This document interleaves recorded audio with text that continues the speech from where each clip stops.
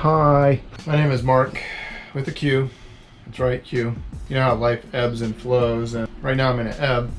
And I've had to downsize, KonMari my lifestyle.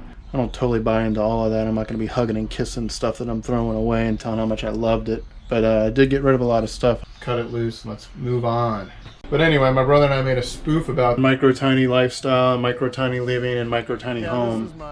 Here's a link. You can check it out in the description. Oh, as fate would have it, I'm now having to live that lifestyle, and I've converted my office into a live workspace. My 120 square foot micro-tiny home. Half of it's my office and kitchen area, and the other half's my chill out lounge area and sleeping area. Being from a video background, I always want to have everything perfect, like audio, lighting, the best equipment I can use. But for this, I want to make it simple. I want to make it run and gun. I bought a GoPro 7. I'm just going to use that with the audio that comes with it. I'm just going to record every day how my micro-tiny living is going. It's alright. Don't question it.